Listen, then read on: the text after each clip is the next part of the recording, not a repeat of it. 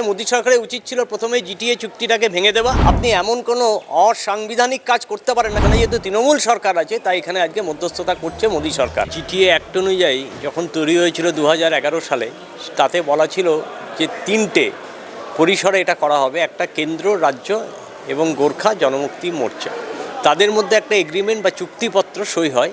তাই সেই সইয়ের উদ্দেশ্য ছিল হচ্ছে স্বায়ত্ত শাসন দেওয়া। স্বায়ত্ত শাসন মানে সেখানকার আইন শৃঙ্খলা এবং প্রশাসনিক ব্যাপার সেটাকে দেখা, এবং তার সাথে শিক্ষা সংক্রান্ত, স্বাস্থ্য সংক্রান্ত স্বায়ত্ত শাসন দেওয়া। এবং দার্জিলিং জেলার মধ্যে যে তিনটে মহকুমা আছে, কালিম্পং, কার্শিয়াং এবং দার্জিলিং, শিলিগুড়ির কিছুটা অংশ, তারা যাতে স্বায়ত্ত শাসনের অন্তর্ভুক্ত হয়, সেটার জন্যেই এই জিটিএ চুক্তি স্বাক্ষরিত হয়। কিন্তু আজকে যে মোদী সরকার যেটা করেছে সেটা সম্পূর্ণভাবে অনৈতিক এবং বেআইনি।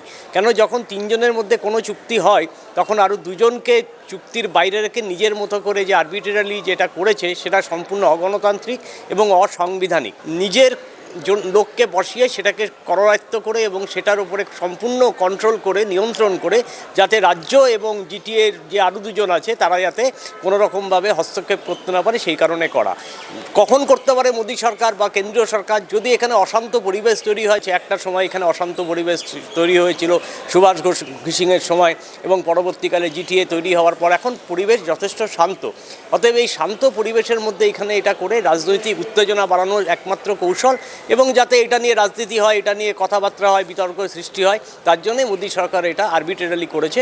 এটার কোনো সাংবিধানিক ব্যাখ্যা আপাতত আমার চোখে পড়ছে না। মোদী সরকারের উচিত ছিল প্রথমে জিটিএ চুক্তিটাকে ভেঙে দেওয়া। জিটিএ চুক্তিটাকে ভেঙে দেওয়ার পর তারপরে উনি যদি মনে করতেন ওইখানকার স্বায়ত্ত শাসন যে আজকে কায়েম আছে, এখানে একটা কথা আছে, যখন জিটিএ চুক্তি হয়েছিল সেই সেকশনে বলা আছে স্টেট। এখানে স্টেট মানে স্টেট অফ ওয়েস্ট বেঙ্গল। আপনি যে টেরিটরির মধ্যে আছেন সেটা কিন্তু within the state of West Bengal. অতএব within the state of West বেঙ্গলের মধ্যে আপনি এমন কোনো অসাংবিধানিক কাজ করতে পারেন না, কারণ আপনিও একটা সরকার, এখানে যে সরকার আছে সেটাও নির্বাচিত সরকার। অতএব কোনো সরকারকে আপনি ফেলে দেওয়ার জন্য এই ধরনের ঘৃণ্য প্রয়াস যেটা করেছে সেটা সম্পূর্ণভাবে একটা ঘৃণ্য চক্রান্ত।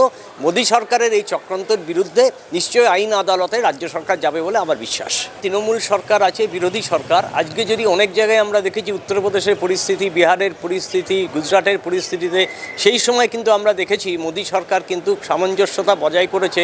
রাজ্য সরকার যেহেতু বিজেপির সরকার, সেহেতু সেখানে কোনো মধ্যস্থতা করেনি। এখানে যেহেতু তৃণমূল সরকার আছে তাই এখানে আজকে মধ্যস্থতা করছে মোদী সরকার।